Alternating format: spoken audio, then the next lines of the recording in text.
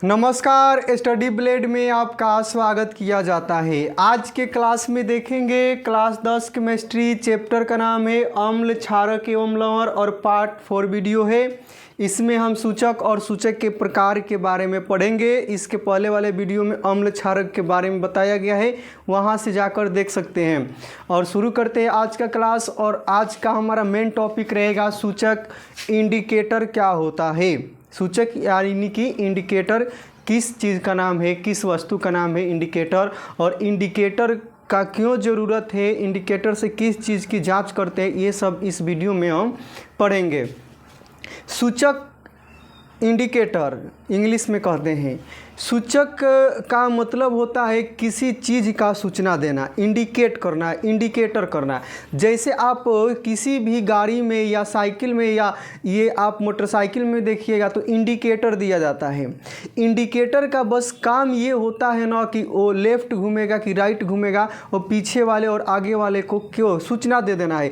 आप कहीं भी टर्न करते हैं तो आप हाथ का ऐसा सहारा लेते हैं या आप इंडिकेटर जला देते हैं तो पीछे और या आगे वाला समझ जाता है कि आप इधर से टर्न होंगे। या कि आप उठते हैं, साइकिल मोटरसाइकिल चलाते हैं तो उतरते हैं और उतर करके पीछे वाले को नहीं बताते हैं कि हमको इधर घूमना है, यानी हमरा हेने जाए के बा, उतर के नहीं बताते हैं हम लोग। ठीक, हम इंडिकेट कर देते हैं। तो इंडिकेटर का वही काम होता है कि आपको समय, टाइम बचा दे और आपको सूचना दे दे किसी पदार्थ के बारे में कि हम क्या बनाना चाहते हैं और ये क्या है और कहाँ जाना चाहते हैं, किधर घूमना चाहते हैं। ये सूचक का काम होता है, इंडिकेटर का काम होता है। उसी प्रकार केमिस्ट्री में जो पदार्थ अम्ल और क्षारक होते हैं उनको हमको मालूम करना होता है कि ये अम्ल है कि क्षारक है कि उदासीन है। इसी को पहचानने के लिए इंडिकेटर बनाया गया। इंडिकेटर बनाया गया क्योंकि अम्लीयता, क्षारीयता और उदासीनता की जाँच हमको करनी थी। मान लीजिए कि हम आपको 10 ग्लास में कुछ पदार्थ दिए हैं जिनका कलर, मतलब कि कलर कुछ भी कलर हो, लेकिन उसमें से कोई खट्टा लगेगा, कोई कड़वा लगेगा, और कि कोई ना एक ऐसा पदार्थ होगा जो ना खट्टा लगेगा ना कड़वा लगेगा। तो उन 10 ग्लास को कैसे आप पहचानिएगा बिना चखे हुए कि किस ग्लास में अम्ल है, किस ग्लास में क्षारक है और किस में ना अम्लीयता है ना क्षारीयता है, यानी उदासीन विलयन है। तो बिना चखे हुए किसी पदार्थ को बतला देना है कि अम्लीयता है कि क्षारीयता है, क्योंकि सभी हम अम्ल को चख नहीं सकते हैं। क्योंकि कोई कोई अम्ल बहुत क्या होते हैं, स्ट्रॉन्ग होते हैं, जिसको चखते हैं और गलती से पेट में गया तो नस को गला सकता है। तो इससे बचने के लिए बिना चखे हुए हमको बताना है कि ये पदार्थ अम्लीय है कि क्षारीय है कि उदासीन है। इसी को पता लगाने के लिए हम सूचक बनाते हैं। तो सूचक क्या होते हैं? तो सूचक वे पदार्थ होते हैं जो अपने रंग में परिवर्तन करके किसी पदार्थ की अम्लीयता, क्षारीयता और उदासीनता को बताते हैं। तो उस पे परिभाषा लिखा गया है कि सूचक क्या होते हैं। तो सूचक ऐसे पदार्थ होते हैं, यानी सूचक ऐसे पदार्थ जो अपने रंग अथवा गंध में परिवर्तन के द्वारा, यानी कि ऐसे पदार्थ जो अपने रंग यानी कि कलर और गंध यानी कि स्मेल में परिवर्तन के द्वारा किसी पदार्थ की अम्लीयता, क्षारीयता या उदासीनता होने की सूचना देता है। तो यहाँ से परिभाषा ये डॉन हुआ, ऐसे पदार्थ जो अपने रंग परिवर्तन अथवा गंध परिवर्तन द्वारा किसी पदार्थ की अम्लीयता, क्षारीयता या उदासीनता होने की सूचना देते हैं, उसी को हम सूचक कहते हैं। सूचक बहुत प्रकार के होते हैं जो हम डेली, जिसको हम हल्दी है ना, हल्दी एक सूचक है। हल्दी को कभी आप देखिएगा सूचक का काम कैसे करता है। कभी आप खाना खा लिए हैं और सब्जी आपके शर्ट पे गिर गया है तो वहाँ पे पीला हल्दी कलर हो जाता है, लेकिन उसको जब आप सरफ में धोते होंगे तो देखिएगा लाल भूरा हो जाता है वहाँ पे। तो क्यों हुआ है? हल्दी जो पीले कलर का था लाल भूरा क्यों हो गया?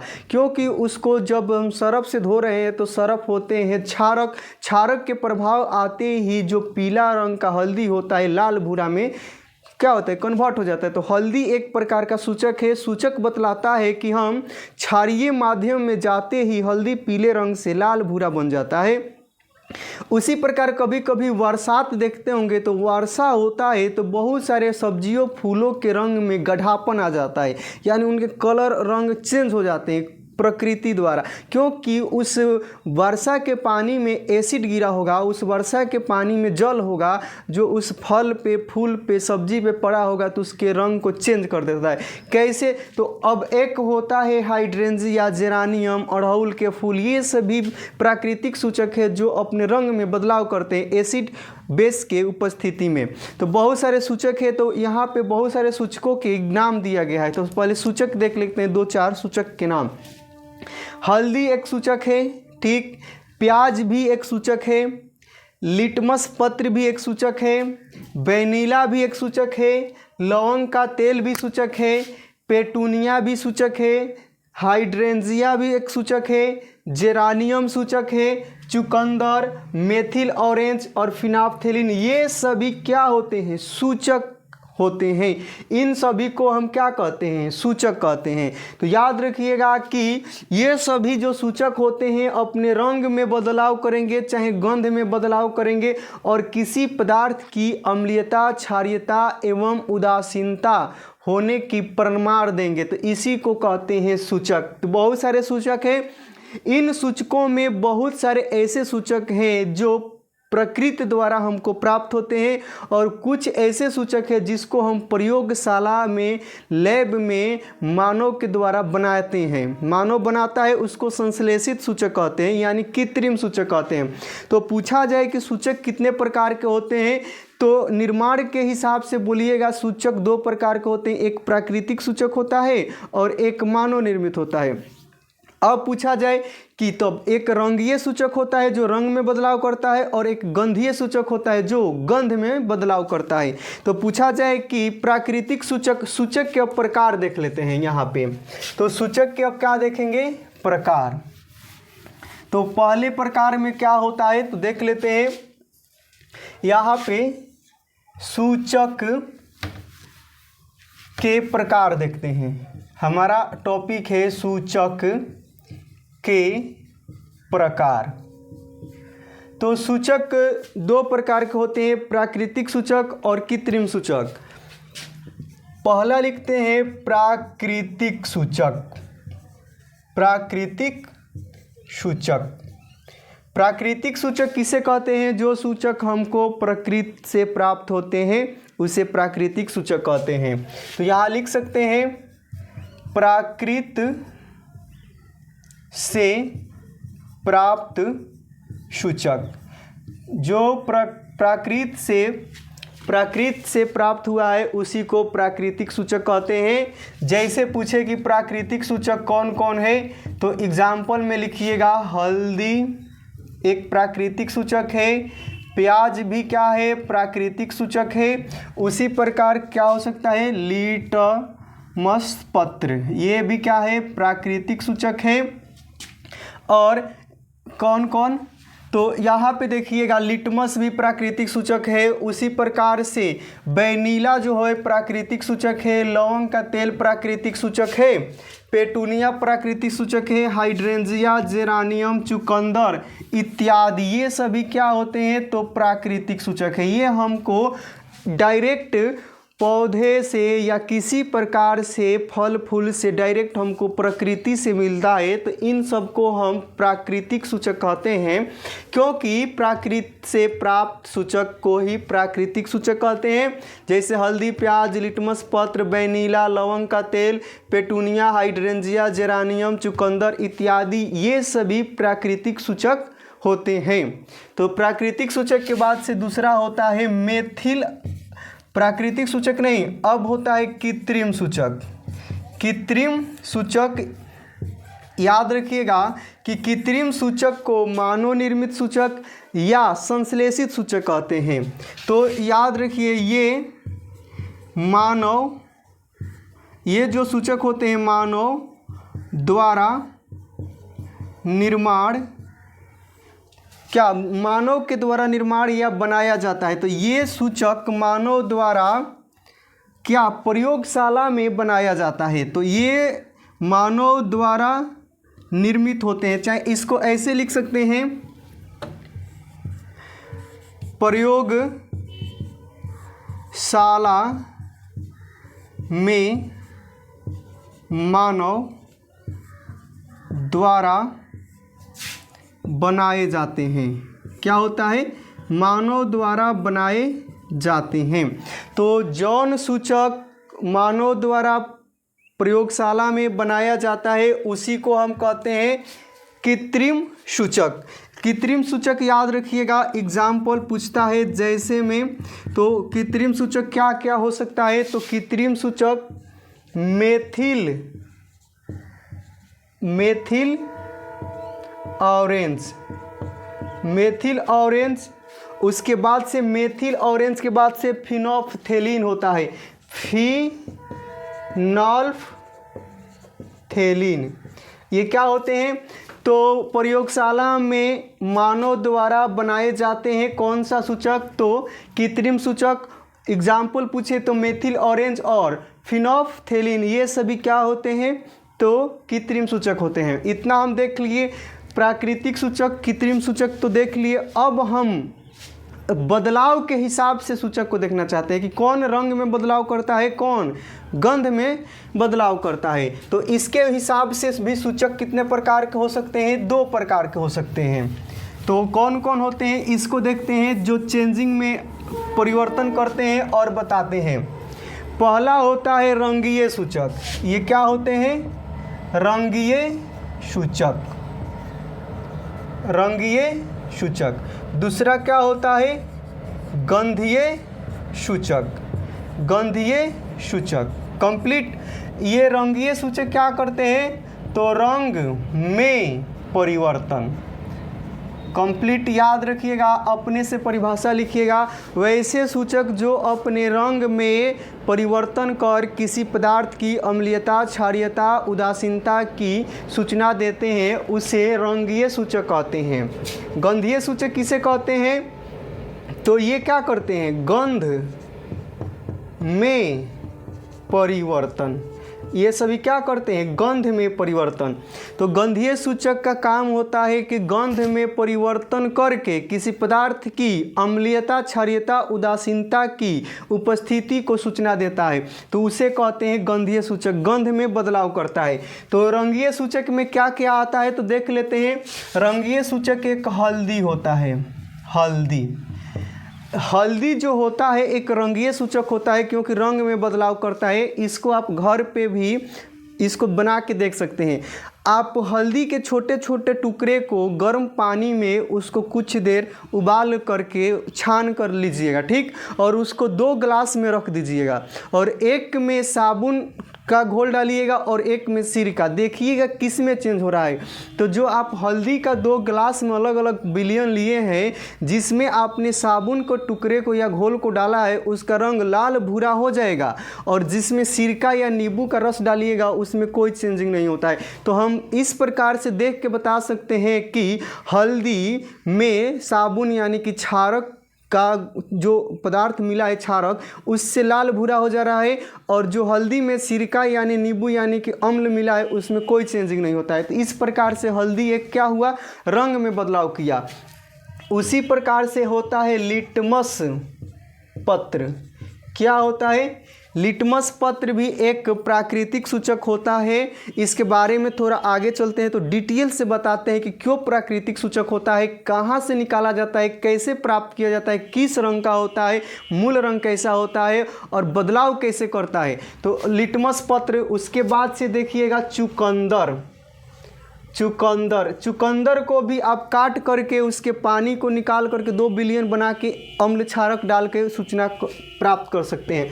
चुकंदर और ये सभी हल्दी, लिटमस पत्र, चुकंदर, उसी प्रकार से इत्यादि यहाँ लिख सकते हैं। इसी प्रकार से लाल पत्ता गोभी भी हो सकता है, अड़हुल के फूल हो सकता है। ये सभी क्या होते हैं? रंग में परिवर्तन करते हैं। तो इसलिए इसको हम क्या कहते हैं? रंगीय सूचक कहते हैं। और गंध में जो परिवर्तन करता है उसे गंधीय सूचक कहते हैं। इसका एग्जाम्पल देखिएगा, तो इसका एग्जाम्पल जैसे में प्याज कैसे गंधीय सूचक है, इसको हम आपको डिटेल से बताते हैं। प्याज में एक विशेष प्रकार का गंध होता है जो आप देखते होंगे, ठीक। और ये जो प्याज होता है, प्याज को हम दो गो उपस्थिति में लेके जाते हैं।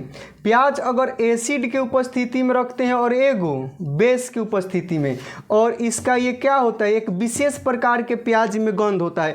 अगर प्याज एसिड के उपस्थिति, आसपास एसिड उपस्थिति है और प्याज का जो गंध है, तो गंध क्या होगा, गंध समाप्त नहीं होगा। क्लियर, जो गंध समाप्त नहीं होगा।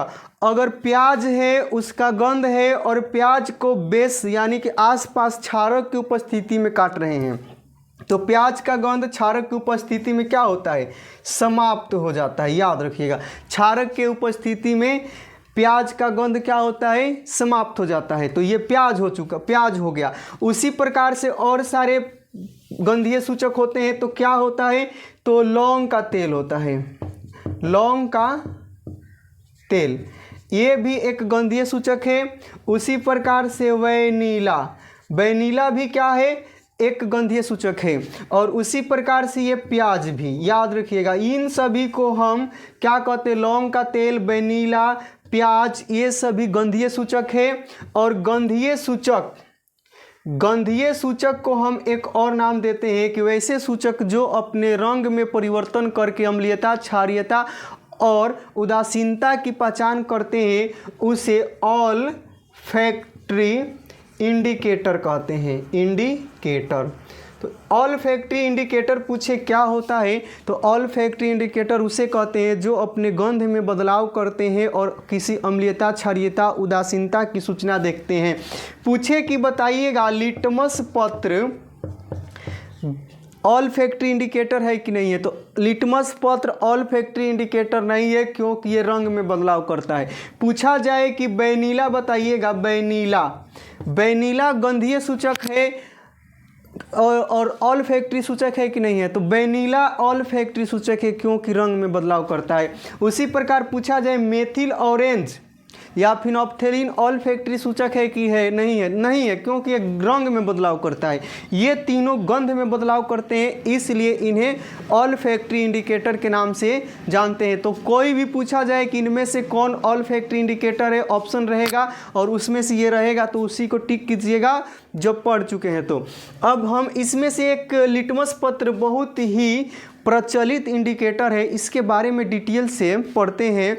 जो ये आप ध्यान रखिएगा कि ये लौंग का तेल है, वैनिला है, प्याज है, चुकंदर है और हल्दी है इत्यादि, जो ये सभी होती है, ऑक्सीजन, हवा और मौसम के हिसाब से इनमें चेंजिंग आता है, उतने अच्छे से ये काम नहीं कर पाते हैं क्योंकि कुछ समय के बाद से वैनिला, प्याज ये क्या होते हैं, अच्छा से रिजल्ट नहीं दे पाते हैं। लेकिन जो लिटमस पत्र होता है, लिटमस पत्र, इनका रिजल्ट बहुत हेवी होता है, अच्छा होता है। प्रयोगशाला में लिटमस पत्र का यूज किया जाता है क्योंकि लिटमस पत्र हवा और कुछ प्रभाव के कारण समाप्त जल्दी नहीं होता है, इसका रिजल्ट अच्छा आता है। मेथिल ऑरेंज, फिनोप्थेलिन को भी यूज किया जाता है क्योंकि इनमें हवा के प्रभाव से कोई नुकसान नहीं होता है। तो लिटमस पत्र ही प्रयोगशाला में यूज किया जाता है।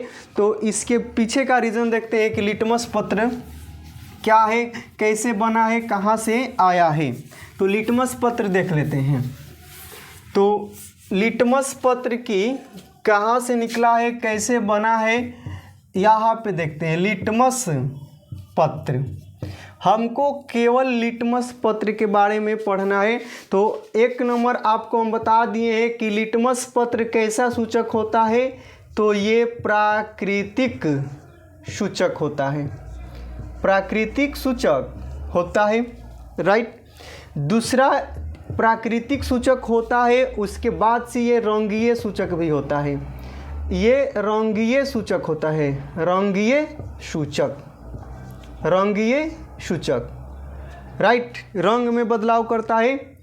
तीसरा क्या होता है, तो तीसरा देखिएगा, ये प्राकृतिक सूचक, रंगीय सूचक, उसके बाद से ये किस पौधा से निकाला जाता है, तो याद रखिएगा ये थैलोफाइटा समूह के लीचेन नामक पौधा से प्राप्त किया जाता है। यानी कि जो लिटमस पत्र है थैलोफाइटा समूह के लीचेन यानी कि कहीं कहीं लाइकेन भी आता है, लीचेन यानी कि लाइकेन नामक पौधा से प्राप्त किया जाता है। और लिटमस का मूल रंग क्या होता है? तो मूल रंग क्या होता है? तो मूल रंग बैंगनी होता है। लिटमस का अपना मूल ओरिजिनल कलर। इतना देखने के बाद से अब देखते हैं कि लिटमस पत्र एसिड बेस में कैसे प्रभाव डालता है। इसका एक ट्रिक से याद रखिएगा, ABR। ABR का मतलब हुआ, याद रखिएगा, ये जो है एसिड है और ये क्या है? Blue litmus paper. Blue litmus paper, acid blue litmus paper से क्या हो जाते हैं? रेड होते हैं, याद रखिएगा। एसिड ब्लू लिटमस पत्र को रेड, ABR, एसिड ब्लू को रेड करता है। एसिड ब्लू को रेड, एसिड ब्लू को रेड, एसिड ब्लू को रेड। चाहे नीला, याद रखिएगा। अ से हो जाएगा अम्ल, ठीक, नी से हो जाएगा नीला, लाल से हो जाएगा लाल। यानी अम्ल नीला को लाल करता है, अम्ल नीले को लाल करता है, अम्ल नीले को लाल कैसे? एसिड ब्लू लिटमस पेपर को रेड में कन्वर्ट करता है। ABR से एसिड ब्लू लिटमस पत्र रेड कलर में चेंज कर दिया। इसको और अच्छा से देखते हैं। तो ये लिटमस पत्र हुआ, याद रखिएगा, ये हुआ लिटमस पत्र। और लिटमस पत्र दो तरीका से हो सकता है। या तो लिटमस पत्र क्या हो सकता है? नीला हो सकता है, राइट, या तो लिटमस पत्र लाल हो सकता है, राइट। अब देखिएगा, एगो लिटमस पत्र क्या है? नीला है। तो नीले लिटमस पत्र पर हम किसका प्रभाव डालते हैं? तो नीले लिटमस पत्र पर एसिड डालते हैं और एक बार बेस डालते हैं। तो देखते हैं क्या होता है। नीला लिटमस पत्र किस रंग का है? तो ये रंग हुआ नीला। नीला लिटमस पत्र पर हम क्या डाले हैं? अम्ल यानी कि एसिड, ठीक। तो नीला लिटमस पत्र अम्ल के प्रभाव में क्या होता है? लाल, याद रखिएगा, लाल रंग का होता है। तो रंग जो होता है लिटमस पत्र, नीला लिटमस पत्र अम्ल की उपस्थिति में लाल होता है। वही नीला लिटमस पत्र अगर क्षारक पर डाले तो क्या होगा? बेस पे। याद रखिएगा कि नीला लिटमस पत्र है, लिटमस पत्र अगर नीला है तो क्षारक वहाँ पे डालते हैं तो क्या होता है? रंग में परिवर्तन नहीं, ये रंग में परिवर्तन नहीं करता है। क्यों? क्योंकि लिटमस पत्र नीला से लाल तभी होता है जब आसपास एसिड हो। लिटमस पत्र नीला है, आसपास बेस है, तो रंग में कोई परिवर्तन नहीं करेगा। उसी प्रकार लाल लिटमस पत्र है, तो लाल लिटमस पत्र जो होते हैं उस पे हम एक बार क्या डालते हैं? एसिड डालते हैं और एक बार बेस डालते हैं। तो लाल लिटमस पत्र एसिड के उपस्थिति में रंग में परिवर्तन नहीं करता है, याद रखिएगा। लाल लिटमस पत्र अम्ल की उपस्थिति में रंग में कोई चेंजिंग नहीं करता है। वही लाल लिटमस पत्र बेस यानी कि ये क्षारक है। तो लाल लिटमस पत्र क्षारक की उपस्थिति में क्या होता है? तो लाल क्या होता है? नीला हो जाता है, याद रखिएगा। समझ गए? और सारे सूचक को लेते हैं और एग्जाम्पल से देखते हैं, ठीक। तो अब हम ले लेते हैं मेथिल ऑरेंज। क्या लिए हैं? Methyl orange. और मेथिल ऑरेंज का अपना रंग कैसा होता है? तो मेथिल ऑरेंज जो होता है ना, नारंगी रंग का होता है। कैसा होता है? नारंगी। अपना रंग इसका कैसा होता है?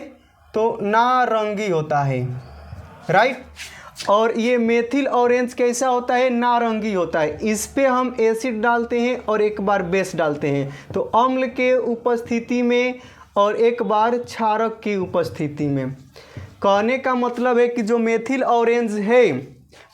ऑरेंज है अपना रंग कैसा किया है, तो नारंगी है। अगर नारंगी मेथिल ऑरेंज पे अम्ल डालते हैं, क्षारक डालते हैं तो क्या होता है, तो ये अम्ल की उपस्थिति में क्या होता है, लाल कलर का हो जाता है। और वही मेथिल ऑरेंज नारंगी कलर होता है, तो क्षारक की उपस्थिति में किस कलर का हो जाता है, पीला कलर का होता है। तो याद रखिएगा, मेथिल ऑरेंज का अपना कलर है नारंगी, और नारंगी अम्ल में डालते हैं तो मेथिल ऑरेंज नारंगी से लाल होता है, और वही मेथिल ऑरेंज नारंगी से पीला होता है कब, जब क्षारक डालते हैं। उसी प्रकार से एक और होता है फिनोल्फथेलिन।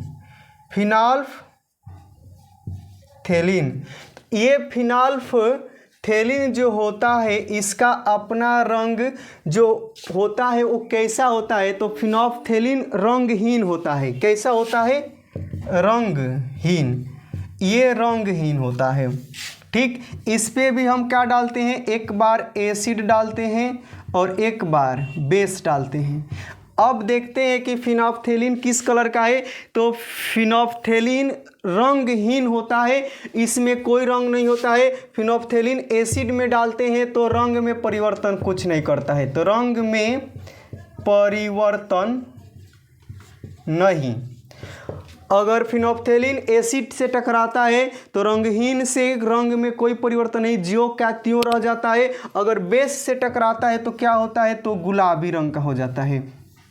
याद रखिएगा कि फिनोल्फथेलिन रंगहीन होता है, बेस उसमें डालते हैं, क्षारक डालते हैं तो बेस की उपस्थिति में फिनोल्फथेलिन रंगीन से गुलाबी हो जाता है। तो मेथिल ऑरेंज फिनोल्फथेलिन देख लिए, हल्दी को भी देख लिए थे, कैसे देखे थे, तो अब यहाँ पे देख लेते हैं कि हल्दी जो होते हैं कैसे रंग बदलते हैं। हल्दी कैसा होता है, तो पीला होता है, लाल नहीं होता है, पीला। हल्दी किस कलर के होते हैं, तो पीले कलर का होता है। और इस हल्दी पे हम क्या टकराते हैं, तो अम्ल टकराते हैं एक बार, और एक बार क्षारक टकराते हैं। तो हल्दी अम्ल की उपस्थिति में रंग में क्या करेगा, रंग में परिवर्तन नहीं, कोई परिवर्तन नहीं करेगा। वही हल्दी है क्षारक की उपस्थिति में, जब कपड़े पर हल्दी लगता है तो धोते होंगे साबुन सरफ की उपस्थिति में, तो वो लाल क्या होता है, लाल भूरा हो जाता है। तो याद रखिएगा ये रंगीय सूचक बदल रहे हैं। अब हम गंधीय सूचक को बदलवा रहे हैं कि गंधीय सूचक कैसे बदलता है। तो गंधीय सूचक में अब ले लेते हैं क्या, प्याज। प्याज लीजिएगा, तो ये लिए हम प्याज। प्याज में क्या होता है, एक विशेष प्रकार का गंध। प्याज में होता है एक विशेष प्रकार का गंध। प्याज जो होता है दो तरीका से, इसको हम एक बार एसिड डाल देते हैं अम्ल, और एक बार क्या करते हैं बेस यानी कि क्षारक। तो देखते हैं क्या होता है। तो प्याज अगर क्षारक की उपस्थिति में काटिएगा तो विशेष प्रकार के गंध क्या हो जाएगा, समाप्त। गंध क्या होता है, समाप्त हो जाता है। और इसमें देखिएगा इसके गंध में कोनो परिवर्तन नहीं होगा, तो लिख सकते हैं गंध में परिवर्तन नहीं, यानी कि ज्यों का त्यों बरकरार रहेगा, अम्ल की उपस्थिति में प्याज रहेगा। तो प्याज भी हो गया। अब हम देख लेते हैं किसको, वैनिला को देख लेते हैं। वैनिला, ये भी वैनिला भी एक गंधीय सूचक है, इसका भी रंग चेंज होता है।